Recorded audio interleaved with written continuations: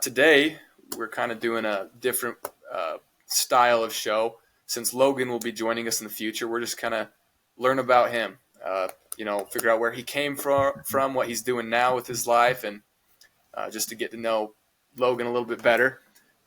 He and Kel were really good friends growing up, so I'm sure he'll hear some good stories along with some funny incidents.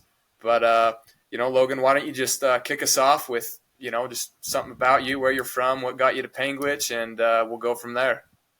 Okay.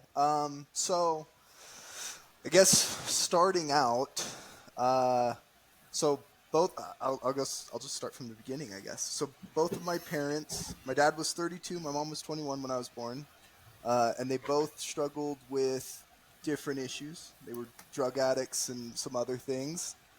And so growing up, we moved all over the West Coast. I was born in Nevada. And then we moved to California where my sister was born. And then we ended up back in Nevada, back in California. It was kind of back and forth for the first 7 years. And then we moved to be with my grandparents when I was in the third grade. That was when I technically moved to Hatch. I didn't live in Panguitch, I lived in Hatch. Can I stop you right there real quick? Yeah. Do you remember much from those first 7 years? What Yeah. was that like bouncing between Nevada and California? Did you have any what was that like? So I think the thing is like when you're a kid, you don't really develop connections with people. Like you do a little bit. Like I had my friends. Like I remember Corey from California, and this dude named Alex from Nevada. Like I had friends, but you know how kids are. It's like they could meet each other on a playground, be best friends for an hour, and then never see each other again. And like you don't really Right. think about it. You just Yeah. kind of go. So it's like, but yeah, like bouncing back and forth. I mean, it was kind of one of those things. Kind of was what it was. Like Yeah. I was just going where I had to go. Do you remember if you particularly enjoyed either Nevada or California? So I enjoyed. Actually, I enjoyed both a lot. So when we lived in California, we lived in this trailer park, like I don't know, 5 blocks from the beach, and then right next door was a skate park. And so like I was always skateboarding. Like that was like the thing I got into when I was. So this was when I was about 7. We lived in Escondido, California, and yeah, we lived like it was literally like a main stretch of highway. Like we were right on this, and then it was like a little neighborhood, and then it was beach. So it was like literally 5 blocks, and then you're at the beach. Okay. But I mean, and then moving to Vegas, we lived in Henderson. We didn't actually live in Las Vegas. We lived in Henderson. That's And where I was born. yeah, hey, there Yeah. you go. But like, yeah, I had friends there too. Like we lived in this little community. It wasn't like a trailer park. I remember it being nicer. I couldn't tell you. It's now just apartment buildings. I've gone back. It's just apartments, so I can't tell you what it looks like or anything out of memory. But like I had like this dude Brandon, and Marcus was his brother, and they were some of my best friends. They were these half African American kids, and I remember their grandpa got carjacked, and he wouldn't give up the car, and the dude shot him and killed him. And so Dang. like I remember like I was friends with them for that, and like just yeah, like I remember all the friends in the neighborhood. We'd hang out all the time. And I used to be a troublemaker. I'm gonna admit to some illegal stuff right here. As a 6-year-old, I used to prank call the police from the local payphone at the park because I thought it was hilarious that they would show up. And I have you're not gonna be able to see it, but I have a scar that runs down my arm because one time I did this, and it was probably like my 5th or 6th time doing it, and they had a cop pretty close by, so he showed up pretty quick. And this payphone was right next to like, I don't know, bathrooms or something, like just a little brick building. And it had like a gas meter outside that they had built this cage around. And so I tried to climb the fence, and it had a cage over the top too. And so when I reached up to like try to pull myself up, the twist of the thing went into my arm, and it like hurt, and so I let go, and it dragged like all the way down my arm. So I had like a 6-inch freaking gash in my arm when I went home. My dad was like, "What'd you do?" I was like, "I just tried to climb a fence, no big deal." um, but yeah, so like it was just jumping around. I lived in Vegas during 9/11. I remember I was in kindergarten for that, and I remember like watching it at school and going home and like seeing my dad's reaction and all that was crazy. Okay. Um, but yeah, so I mean, the first 7 years just kind of like lots of moving, just kind of being a troublemaking kid. Yeah. And then we moved to Utah. After I lived so we moved from Escondido to Utah. Moved in with my grandparents, and So, what was the deciding factor behind that? Like, what was the reasoning for moving to Utah, if you don't mind me asking? because my dad struggled. My dad had Okay. his issues, so it was like this was a place that we could go, and it was like there was always someone there to take care of us, kind of no matter what. And it was for him to try and get better, and it just made sense as far All right. as like all that goes. So Okay. Trevor and I, we spent a ton of time in Nevada. We know what that's all about. We know what Utah's all about. We know what small town USA is like. So, what was that like going from California and Nevada to then moving to somewhere like Hatch, Utah? And for those of you who don't know, there's Panguitch, Utah. So Panguitch, Utah is like, it's like a pinprick on a map, literally. Like it's a half a mile wide, half a mile long. Yeah, It's teeny. You go to Hatch, and it's even smaller. Like it's it really shouldn't even be a place. 130 people, I think. Yeah. And which is So 1,000, just so you get the reference of like Hatch yeah. being tiny. Like, yeah, it's tiny. So what was that like? So you go from the desert. Well, I guess Hatch is still the desert, but now instead of being like in the sand desert, you're in the pine trees, mountains, rocks. What was that like? It was amazing, dude. I loved it. It's like one of those things. Like as I've gotten older, I'm like it's pretty freaking cool to be like, oh yeah, like I lived a half hour from Bryce Canyon and a half hour from Zion's, and like people travel the world to see these things, and they were in my backyard. It was amazing, and like obviously when you're 8, you're not thinking that way, but it was still like just really cool, and like my grandpa had a Jeep, and we'd always be out like we were all like always doing something, camping, just being out in nature and stuff, and like it was a good time. Like it was really cool. But Like I will correct Cal on one thing. We spent a lot of time in Nevada, but I don't know about Nevada. I don't know if anyone calls it Nevada anymore or at all. You can't. You got to understand something. I spent most of my life living in Utah, and then I moved out here to South Carolina. So the way that I talk, sometimes I'll pronounce it Nevada, sometimes Nevada. Like I say things 2 different ways all the time. People don't even know. They're like, dude, why do you sound like you sound? Why? I don't get it. I don't understand it either. It's just how it is. Yeah. No, but yeah. anyway, go ahead, Logan. Where were you at? So 3rd grade, right? 8 years old. Let's see. And my aunt. So living with my grandparents for I don't know the first half of 3rd grade, maybe even a little bit longer, maybe into 4th grade. And then my aunt bought the house next to Henry's Drive-In that we used to live in that burned down, as I'm sure you guys remember. That was the talk of the town for a minute. But so my aunt bought that house, and it was kind of one of these things where it was like my dad was like, "Oh yeah, like I'll fix it up because he's a carpenter, And she was like, "Then you can live here, like fix it up, and then once I'm ready to retire," was pretty much her plan to live there. But that didn't happen because the house burned down when I was in 7th grade. But yeah, like I remember. So let's see. So 3rd grade and 4th grade weren't really anything special. Nothing, no big life events really. It was just kind of a standard 2 years. And then in 5th grade, my dad was arrested for something. I couldn't tell you what, but he went to jail for 2 years in Nevada. And I lived with my grandparents then from 5th grade to 5th and 6th grade, pretty much. And that's probably about the time when me and Kale would have met. His 5th or 6th grade, riding the bus from Hatch to Panguitch. So you would have been in 3rd grade, 4th grade, I guess, because you were Sienna's age. So, Yeah. uh, yeah, it's probably my 5th grade year. Um, and then 5th grade wasn't really, I mean, nothing crazy. You know, it was a pretty standard year. But then 6th grade, as I'm sure you guys remember, we had a classmate of ours pass away, Yep. Josie. Yeah, Josie Kennedy? No, yeah. not Kennedy. What Uh, was it? Harp, Harp. That's right. Yeah, Yep. but yeah, she passed away, and that was hard because we were really good friends.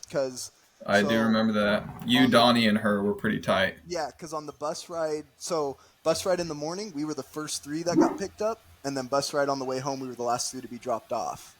So we were a pretty tight little group there because like once you get into Hatch, it's like you get 2 stops, right, and then it's mine and Josie's are the last 2. So So, how would you say that affected you as uh, far as a sixth grader? You deal with one of your close friends. So, sixth grade, like you said, when you're a little kid, yeah. though, things come and go. But sixth grade, that's when you really start to develop those interpersonal relationships. So, what was that like? It was, dude. It was pretty rough, I would say. It's kind of one of those things. Like I couldn't tell you how I processed it because I was still young. Like Right. it's kind of like like if you had a grandparent die in 6th grade, you're like, yeah, it was hard, but like I couldn't really tell you I like gotcha. what came from it per se. Like I didn't really. It was like yeah, it was hard, and I still think about her. I always wonder. I kind of wonder like the what if of like what would she be doing right now and stuff, and it Yeah. like makes me a little bit makes me sad and like I loved her brother. Me and her brother were really good friends. We played baseball together, and me and her dad were really good friends because I'd go over there and hang out with them, and like so I think about those guys all the time too. Like I wonder how they're doing, because that's rough. So And it's kind of it was devastating, but at the same time, it was almost a take it in stride kind of situation. yeah, I mean, it's like that's your first that was for me. That was like my first thing with death. Right? Was like my grandparents were all alive. My parents were alive. Like I never faced death that close. Yeah. And like I remember, I spoke at her funeral. And I remember bawling. Like I remember it being so hard. And like I remember one of the things I said was like, like I looked at her dad and I was like, like I hope you're like really proud of this. Like look at all these like this is like a beautiful thing, of like she was great, and I'm so sorry for that this happened. And uh like yeah, it was that was like my first experience with death. Hmm. And it was yeah, I mean it was hard, but at the same time you're just so young, still like yeah, the interpersonal relationships are developing, but it was still one of those things where it's kind of like man, like it it hurts more now, actually. I would say like just trying to be like man, like what would she be doing, Yeah. Trying to understand the yeah. Processing situation. the thought of it. Yeah, Yeah. yeah. Like as a kid, it didn't really, like it didn't affect me very much. But as you get older, you're just kind of like, man, like what was the potential there? Yeah. That And definitely makes sense. that loss of potential is sad. Well, what makes it hard too, and not to kind of take, a side route here, but I find myself sometimes like when situations like that occur, it's like, why that person? Yeah, Like yeah, there's so many other people that it seems like a dead end per se. yeah, And then you yeah, take someone like that who's young, who has all these friends, all these people around him. It's yeah, difficult. yeah, It is. yeah. And yeah, so I think as I've gotten older, it's actually yeah, I'm more sad about it now than I even was back then because I really didn't understand it. I Yeah. guess. Okay, so you have that situation come up, sixth grade. Yep. You kind of don't spend a lot of time processing that, but it's pretty tough on you. So where do we go from here? So seventh grade, dad's back. We're living back in the house by Henry's, and 2 weeks before Christmas, it burns down. Do you know the And cause of why it burnt down or anything like that? okay, so as an electrician now, I'm gonna say this is bullshit. They said it was an electrical fire, but what I've learned as I've worked in this is that anytime there's a fire that they can't decide the cause of, it's electrical. Like that's what they just default to. So I mean, it very well could have been. I won't say that it wasn't, but I'm just saying like it's more likely that they just didn't really know. Yeah, Yeah, that and does make sense. uh, that was a hard time because some stuff happened through that like was really sad too. So when we were so like right, this house burns down, everything's soaked in water. We're going through and we're like, okay, like what can we save, right? And we have all these things and we're trying to save everything that we can. And at some point, I don't know if it was the city, I don't know who decided this, but they sent like a cleanup crew in, and so there was stuff that we still hadn't gotten out, and they threw it away. Like it was like photo Damn. albums, like all sorts of stuff, you know. Like it was, and that was really crappy. Like you know that sucks. Because there's stuff that is like kind of silly, but it's also like man, like what a cool thing to have still. Like you know. Do you remember any items specifically that you're like, what the hell? So there's one that my sister still holds a grudge for, and it is so my dad for her birthday the year before, for Christmas the year before, got her this kit where it was like she could draw and write her own book, and then it got published. So it like shows back up. It's hardcover, like really nice, you know. And they threw that away, and so my sister is like, even to this day, is like, man, that freaking book, man. Like I'm pissed about Dang. that.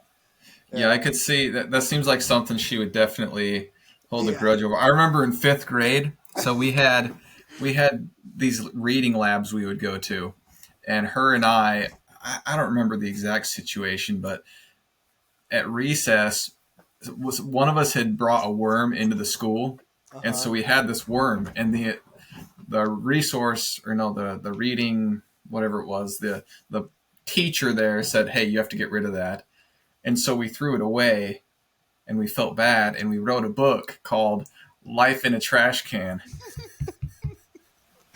Oh my gosh. So I could see where she would hold some grudges about that, because I'm sure whatever she had in there was probably pretty solid based Yeah. um, on Life in a Trash Can. It was. I wish I had that because it was top tier. Yeah, yeah. And you know, Santa, she's very sentimental, so it's like Right. that was devastating to her to not have that anymore. And so that whole situation sucked. But really, I mean, living in Penguich, like the community rallied behind us, like they raised a bunch of money for us and like got us back on our feet pretty quick. It really wasn't uh like there was no downtime. It was like right after New Year's, we were back in a place. Like it was lived with my grandparents for a couple weeks while they were solving that, you know. And uh, but I mean, like, So what's up? so hindsight is always 2020. Do you feel like you would have had that same support reciprocated in an area like Reno or You know, California? it's hard to say. It's one of those things. Like, I mean, I live in Salt Lake City right now, and like I see it all the time still. Like people do rally behind people when they need help and stuff. Uh, but it's also it's still it's like when you're in a community where everyone knows each other, it's Mm-hmm. just like it's that much more special, right? Yeah, it's It's more like personal. yeah, yeah. Okay. It's like you know, like all these people I go to school with, like all of their parents helped. You know, like everybody helped. It wasn't like you know, it wasn't just like a GoFundMe, right? Like a GoFundMe anymore. It's like anybody can donate, and it's like you know, everyone is thankful for that money, but it's way more special when you're like hey like you know like I go to school with you, I know what your parents did for me, like thank you so much, you know. It's like that's Okay. really cool. All right. And then 8th and ninth grade, we lived in that new place. My dad broke his foot in my ninth grade year. He had it crushed by an excavator. He shattered it in 32 places. An excavator would do that. Yep. Yeah. And it took him like a year to heal up. He got a CDL during that time. And then, so after ninth grade, that summer, him and my grandpa went to Reno, and he was gonna get a CDL job, and they were gonna try and buy a place, and that's what we were gonna go do. And so we moved to Reno in 10th grade, and things didn't work out exactly how they planned. And so in 10th grade, we were, for the first 4 months of my 10th grade year, like we were living in hotels. We didn't really have a place. It was just kind of figuring it out, and then the second semester of my 10th grade year, we found a place in Reno, and I went to Reno High School. And honestly, I hated high school in a big city. It just wasn't. I don't know. It felt like nobody cared, really. It was like The teachers or the students? Like everybody. Nobody? Nobody really took it seriously, and there was a few that did. And like, I like to think I'm a pretty smart dude, but it was like the time commitment to that was ridiculous. Like I remember, I had like really bad grades. I get called in to meet with my counselor. And he goes like, "Oh yeah, like you should be spending about 2.5 hours a night doing homework. Like that's a pretty standard thing." And I was just like, "Dude, I don't want to do homework for 2.5 hours. Like I'm coming from a school where it's like, I mean, how much homework did you guys do in Penguich? It's like a half hour a night, if that. Sometimes Yeah, you don't if even that. have homework. Like, Most of it you could get it done in class. Our teachers, they valued our time spent away from school, so they limited the time. At least that's how I felt. Yeah, and I would agree. Like, and we'll get back. I have a story about that coming back to Penguich. Okay. So 10th grade, I was miserable. 11th grade was the same story, right? Like I had made a couple friends. Like I had my friends, Jacob, Adrian, Tyler, Anthony. Like I had a group of friends and everything, and like that was going well, but it was like the school itself just sucked. I hated it, and I pretty much dropped out my junior year. I was dropped out for a semester my junior year. I just stopped going to school, and so my grandpa, after my junior year, was like, "Hey, like we're going back to Hatch. Like that's what we're doing. Like this whole experiment of living in Reno has not worked out for anyone. like we've got to let's go back to Hatch, like, and reset, get back to ground zero." So we moved back to Hatch for my senior year, and so I show up to my first day of school, my senior year in Penguich, and Frank, old Frank, walks up to me. And just so everyone knows, Frank was my wrestling coach from 3rd grade till 5th or 6th grade. Like I wrestled for a couple years when I was a little kid, and then I dropped it in middle school. And then I picked it back up my senior year because Frank, first day there, he's in the office. I walk in and he goes like, "Holy crap." He's like, "Are you going to wrestle this year?" And I was like, "I don't know. Like, like I haven't done it in a few years. Like, we'll see. And he's like, "We could really use you. Like we need you. Like, I'd like it if you showed up." And so I was like, "Okay, I'll consider it." And he's like, "Okay, first practice is this day. So if you're gonna come, like, that's the day to do it." So going through school, everything's going good. I've got credits to make up because I missed half a year of high school, so I'm making up credits. I'm like, all the other kids in my class are taking 3-4 classes. Most of them are jokes. It's like they're just there to kill time. And I was taking like a full load and then some, and so I wrestle, and it's like a week out from graduation, and Mr. Bennett calls me into his office, and he goes, "So you're short like 2 credits to graduate, right?" And he hands me my transcript, and he's like, "Is there anything that you see on here that you can attest to that you did that maybe Nevada doesn't give you credit for, and I can see if Utah does?"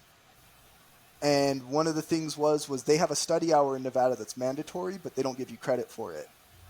And in Utah, study hour is you get credit for that.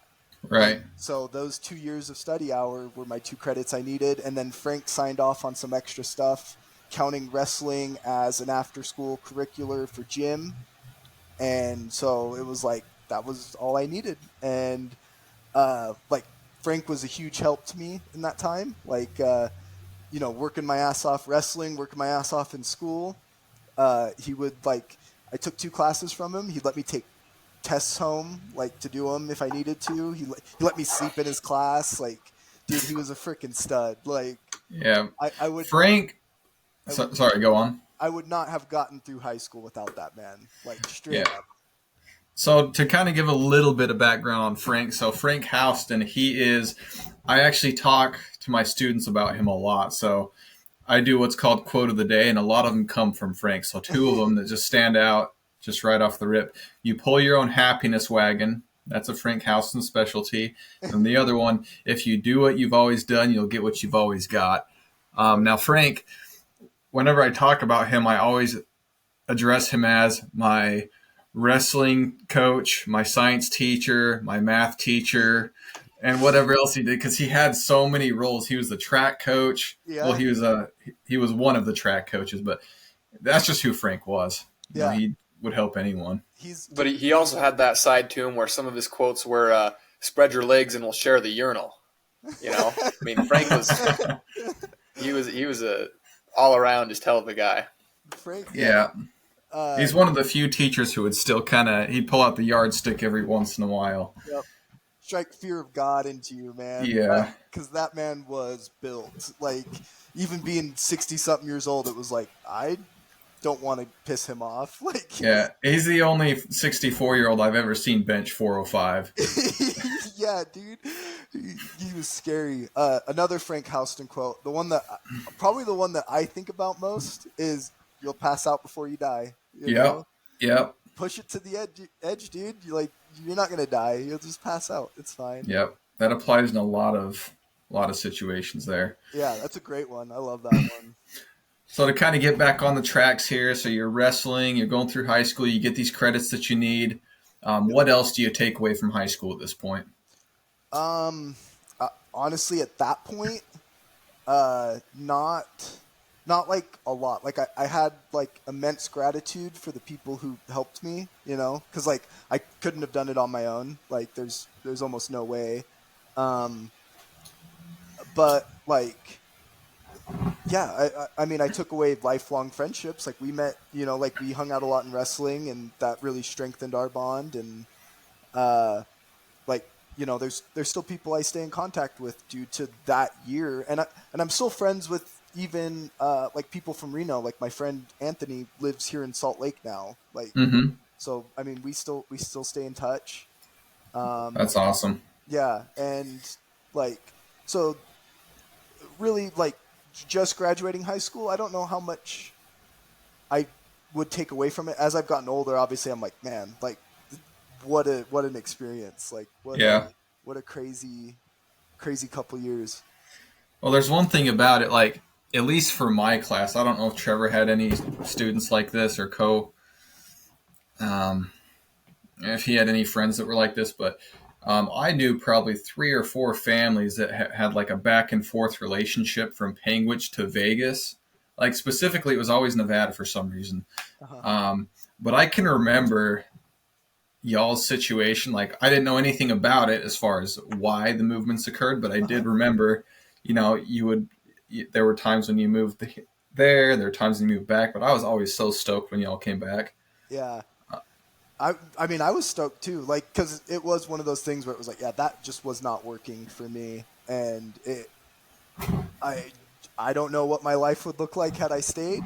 I don't, I'm pretty happy it turned out the way it did. It's been a good life. But it's definitely it wouldn't be this good without those people. That town is as much as everybody likes to talk crap on it, it is a really special place for a lot of reasons. Yeah. Well, I think the same people who talk crap on it are the same people who've never left it. I Yeah, think you have to leave it to appreciate it. yeah, But so let's get to that point. So you graduate, yeah. time to spread your little wings and fly away. What's that look like? I did not spread my wings and fly away. I stayed at home for a year. I didn't know what I wanted to do. I just and like this is where when I talked about my grandpa, like this is really where some of the stuff that he taught me wasn't spoken. It was just in the way he treated me, in the way he handled everything. So it was like I didn't know what I wanted to do, and he was more than content to let me figure it out at my own speed. He wasn't like, get off your lazy ass, you motherfucker, go get a job. It was like, yeah, like, hey, take your time, figure it out, you'll be all right. And so I took a year. I worked that summer, and then, as most people know, in Panguitch, once winter hits, jobs dry up. So I spent the winter not doing anything. And then in the spring, I got a job doing maintenance at Ruby's Inn out by Bryce Canyon. And in that, kind of got me out of my shell, like you're meeting all these strangers. I'm working with new people that I've never met, which is rare in Panguitch. It's pretty rare that you meet somebody you didn't know existed in that town. And like a lot of them were like really like incredible people. One of whom, like I will say, was a huge influence on me at that time. His name was Scott Nielsen. He worked at Ruby's, and he was a volunteer firefighter at Tropic, and he was just an all-around hell of a dude. And he kind of helped. So at that time, I was considering. I was like, man, I should go to school.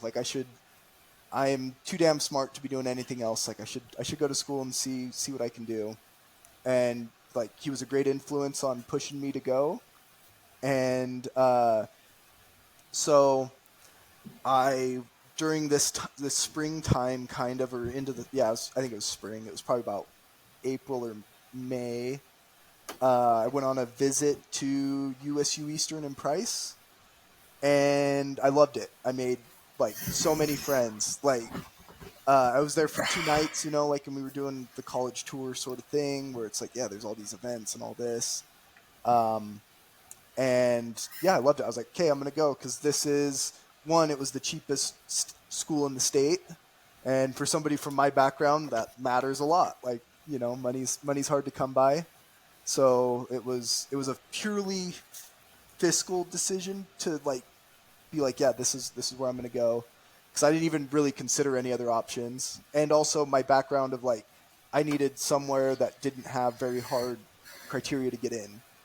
So, and they pretty much take anybody there. So it was okay, I'm going to go, I'm going to apply. So I went the next fall, and I was there for 3 years. I got my associate's degree, but in doing this, I jumped majors 6 times. It was biology, then electrical engineering, and then psychology, and all sorts. I jumped around. I didn't really know what I wanted to do. And while in Price, I met this girl. Her name's Courtney. And after those 3 years, we got married and moved to Logan.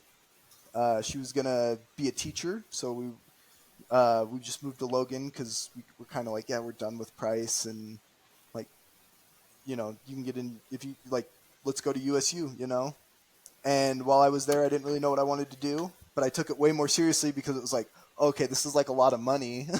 So I got to know what I want to do. And I worked at a therapy center for troubled kids, seeing if that's kind of a route I wanted to go, was be a therapist or something. And I hated it. It drained my soul so much. What about it did you hate? So this particular one, I'm not going to name it just because I'm going to say some pretty harsh things about it. Right. But the issue is that most of the kids there were wealthy. Like a lot of their parents were like, you know, like there were some actresses, kids there. Like Mm, there were some like high profile people there. But a lot of the time, like in talking to these kids, it felt more like your parents just have the money that they don't have to raise you, and they don't want to deal with a teenager, so they send you here. I see. Yeah, So you weren't helping anyone except for the people who sent them off, basically. yeah, It was yeah. more like teenager daycare. Right. And like Okay. there were a few that had like court orders to be there, and like those were the kids actually like that were good kids. Like they were like like the advice you could give them actually mattered. Like they actually took it and they were like, "Oh, like yeah, like I understand." And then like you have the other kids and it's like you try to give them advice and it's like my dad's a doctor, so like what do you So mean? Like yes, so it's like choice and circumstance kind of thing. The yeah. circumstance you can help, the choice is a little more difficult. Yeah, yep. Yeah, that makes and sense. and I hated it. So uh, I don't know. You probably won't remember this, Kale, but this is kind of one of the things that opened me up to working in a trade. Was I was visiting one summer. This was probably even the summer before I was working there.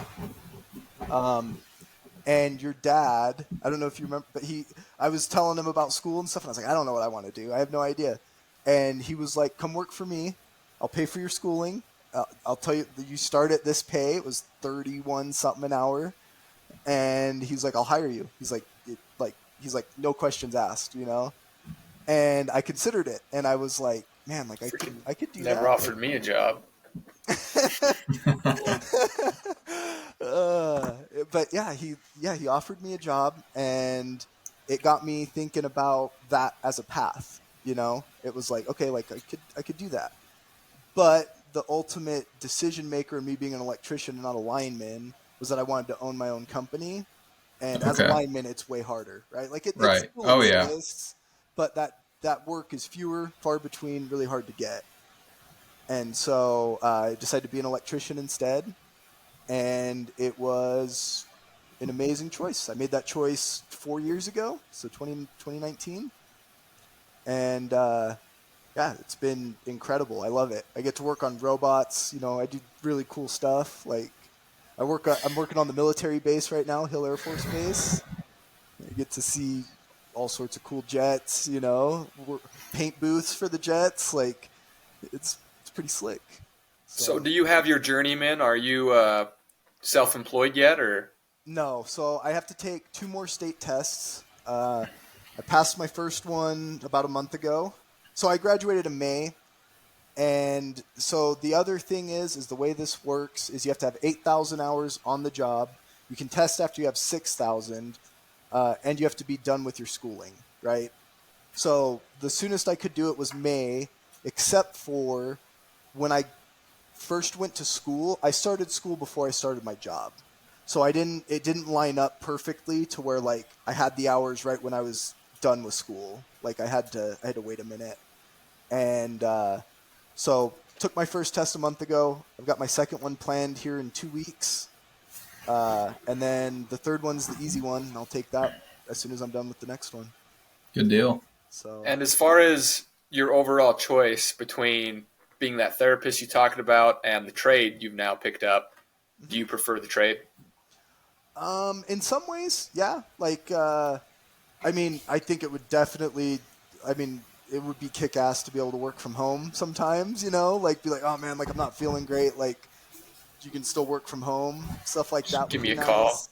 Yeah. Yeah, but I mean, overall, like I think knowing a trade, like that was another thing is like I wanted to be valuable, right? Like I wanted to have a skill set that is not only valuable money wise, but is like, you know, like if a buddy's like, hey, like what's going on at my house, it's like they can call me. You know, they don't have to call a stranger. They don't have to figure it out, you know, whether they're getting ripped off, this, that, or the other. It's like they can call me.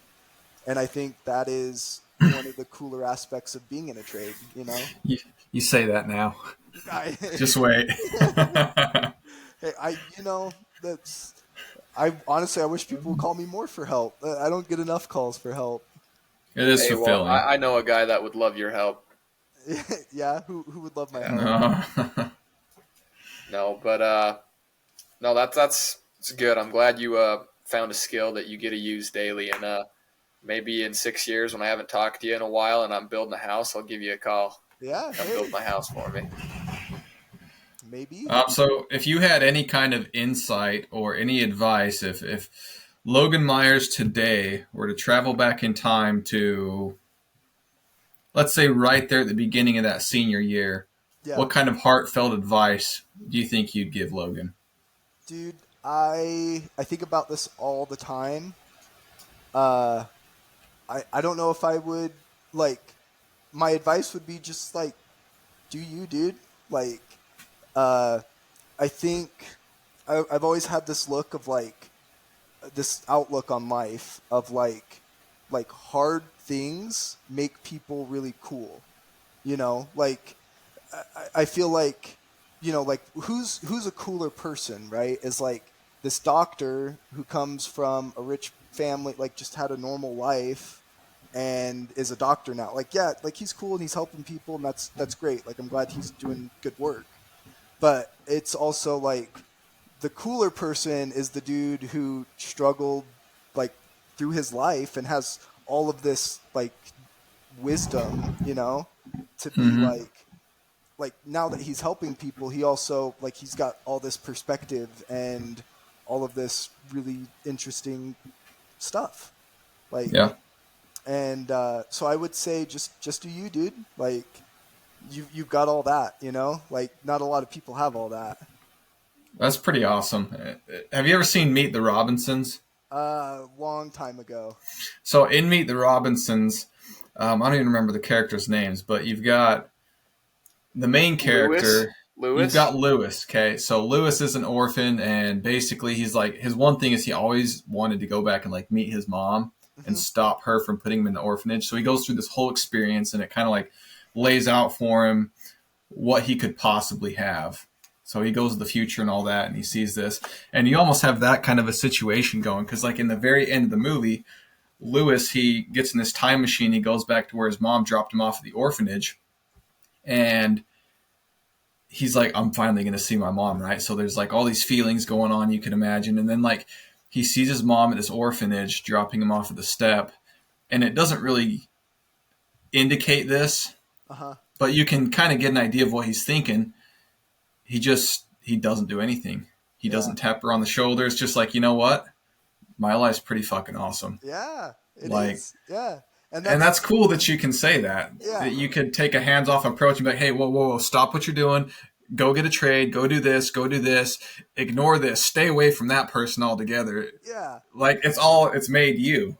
Yeah. No, it has, and it's like, yeah, it's just one of those things where it's like, I mean, if you don't like, you know, I mean, it's cliche as hell, but like smooth seas don't make good sailors, right? And like people, like that's the thing is like there are people who exist who need what I know, and like, right, like whether like it might not happen until someone's 40, right, or like whatever, but like there's going to be a time in your life where it's like you have something happen to you and you're going to feel like you're like I have no idea what to do, and it's like you don't like I feel like yeah, you can turn to people who have like, you know, have had it all together their whole lives, but it's also like you, what are they going to tell you that like somebody who's like been like, yeah, like my life was this hard and like I'm here, dude, like Yeah. But yeah, that's what's cool is you've been able to put yourself in that situation to where you can do that because, yeah, kind of what we talked about last week, where some people crumble in those circumstances, and some people they thrive. yeah, They prosper.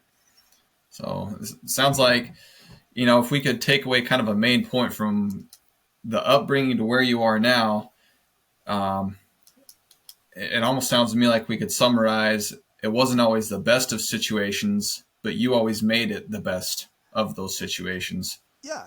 And you I mean, hey, you pull your own happiness wagon, right? Like Hey, you have there we to, go. like it's like I I have this saying that I always turn to, is that like struggle is mandatory, happiness is optional, right?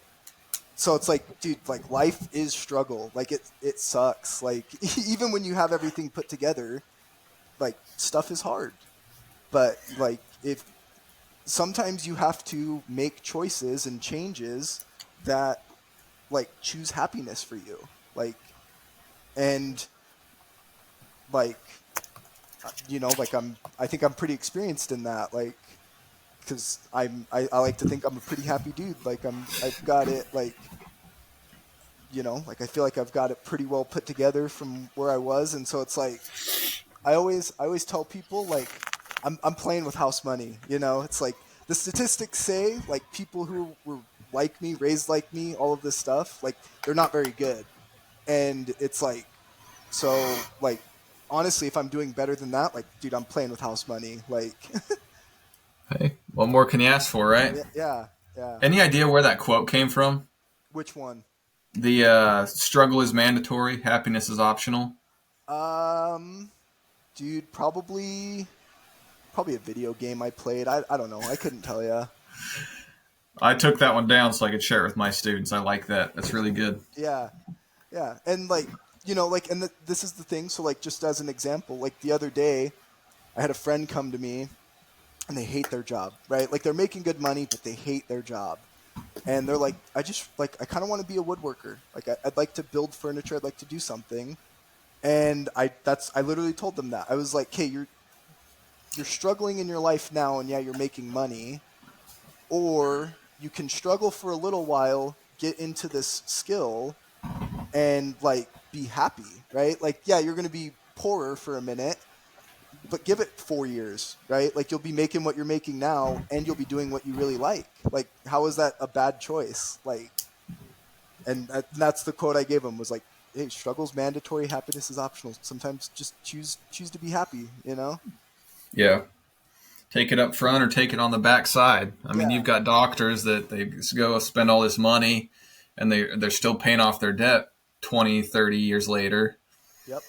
What's the point of making all the extra money if you know what I mean? Yeah. But that's your personal choice. We not Right. trying to throw any stones here, but Right. But yeah, I mean Well, I think that's this has been a great conversation we've had tonight. Well, mostly just Logan going off about his life, but that's what this podcast was about. That today is where Logan came from, who is he now, and what got him to this point in his life. Is there anything you want to say to top off the night, or anybody? um no, I don't think I have. Good. I don't Kel, think I you got have anything you want to add? nothing specific. I just hope that everybody was able to find something in here that they could relate to and that helped them in one way or another.